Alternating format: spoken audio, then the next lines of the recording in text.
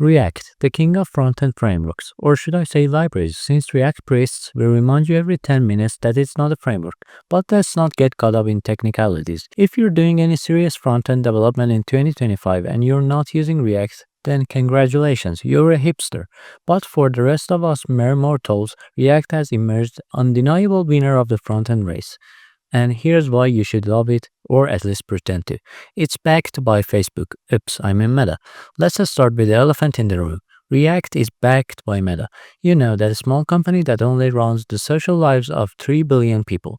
If you're looking for a safe bet in tech, a product maintained by the folks behind Facebook and Instagram isn't a bad one. Nothing says we own the internet, quite like having one of the biggest data harvesting companies, ensuring your beloved front-end tool remains relevant. But hey, don't worry, this isn't some evil corporation monopolizing the web or anything. Nope, not at all. Just relax and trust in Zuckerberg's quest to ensure your React app will run smoothly until the end of time, or until the next privacy scandal. It's a library, not a framework, and you will hear this until the day you die. Let's clear the air. React is not a framework. You will hear this fact proudly stated over and over in developer circles, as if it's somehow a badge of honor. Oh, you're using Angular? Cute, I prefer React because it gives me more flexibility. Yeah, React developers love to remind you that. Unlike those restrictive frameworks, React lets you piece together your app however you want. You like chaos, don't you? Because who wants a cohesive, opinionated structure when you can have the glorious freedom of picking and choosing your own routing, state management, and project structure? It's like being handed an IKEA flat pack with no instructions and told you figure it out. It's more rewarding this way. The flexibility is great until it isn't, and your 15 dependencies deep just to render a button. But hey, at least React didn't impose any constraints on you. That's worth something, right? Component-based architecture. A fancy way of saying you will be writing HTML in your JavaScript. The innovation, the creativity, the pure genius of combining HTML and JavaScript into one delicious hybrid called JSX. With React, you can finally mix your structure with your logic in ways no one asked for. Why keep them separate?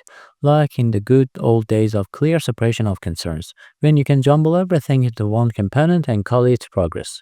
But wait, there is more. Not only you can write HTML in JavaScript, but you can also nest components inside other components, like some kind of Russian nesting doll of web design. Need a button inside a form inside a model? No problem. Just keep nesting and eventually you will forget where the component boundaries are. It's like React wants to challenge your mental stability and your love for clean code simultaneously.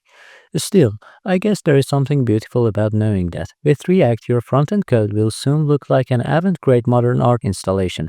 Bonus points if your boss has no idea what's going on and thinks you're a genius for making such sophisticated applications. The virtual DOM, so cool you don't even have to understand it. Oh, the virtual DOM. It's the reason why React is so blazingly fast, at least. That's what they tell you. Most of us just nod along and pretend to understand what the virtual DOM actually does, because it sounds complicated and impressive. Here's a pro tip. If you're ever caught off guard, just say something like it diff checks the DOM for minimal updates, and people will assume you're a genius. Trust me, it works. But the real beauty of the virtual DOM is that you don't actually need to know how it works. It's just there, humming along in the background, making your app marginally faster in ways that are probably important but are also mostly invisible. Think of it as React's way of saying, don't worry, I got this. After all, the last thing you want is to be bogged down with boring low-level details when there are memes to scroll through. State management, because probs alone aren't confusing enough. If you thought managing a state was straightforward, then clearly you haven't been properly introduced to React's various approaches to state management. Sure, React comes with a simple use state hook, but that's just a gateway drug. Before long, you will be knee-deep in use reducer, use context, or better yet a shiny new external library like Redux, Mobix, or Recoil. Why? Because React developers thrive on complexity. The mere act of passing props down through a few components is too easy.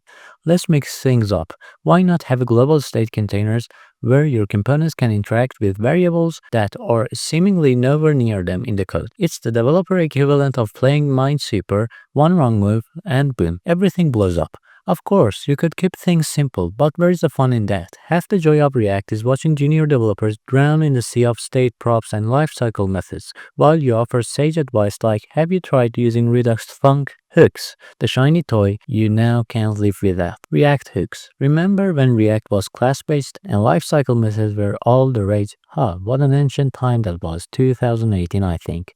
Well, forget about all that because React hooks are here, and they are absolutely revolutionary. And by revolutionary I mean they allowed React fix the mess it created with class components. With hooks, you can finally write components with more convoluted logic in just few lines. Want to fetch some data, track a loading state, and trigger a side effect all in one component? No problem. Just sprinkle in a few use effect hooks and a use state for flavor, and you're golden. Sure, you might accidentally trigger infinite loops if you don't understand dependency arrays, but where's the excitement without a little chaos? Hooks are React's way of saying we know this was already complicated, so here's a whole new paradigm to make it even more fun. But you will keep using them because, well, once you hook, you never go back. The ecosystem. Thousands of packages you probably don't need. The React ecosystem is vast. And when I say vast, I mean it's like walking into an all-you-can-eat buffet and realizing there are 57 different types of pasta. Need a router? React Router has you covered. Need a state management? Take your pick from Redux, Mobix, Zuston, Recoil, or whatever new library hit GitHub yesterday. CSS in JS, style components, emotion, or maybe just plain old CSS modules. The options are endless.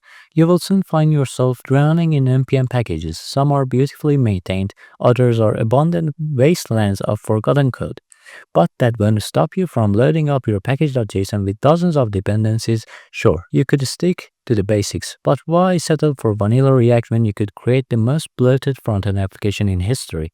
After all, nothing screams modern developer quite like spending an entire day choosing between state management libraries instead of, building your actual app. React Native.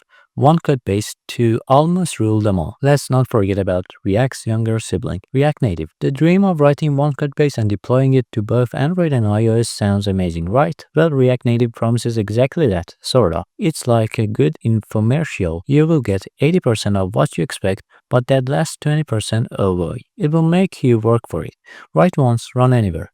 Becomes write once and then spend weeks debugging why your UI looks fine on Android but is a hot mess on iOS. But hey, at least you don't need to write separate apps, and who needs sleep anyway? React Native is a key part of React's victory lap. It's just close enough to the dream of a universal codebase to keep you hooked, but just far enough to make sure you will never stop tweaking and optimizing. A perfect balance. Conclusion: resistance is futile. So, why did React win the front-end race? Because it had everything going for it. Corporate backing, an ecosystem that makes you question your life choices, and enough complexity to keep developers both excited and frustrated at all times.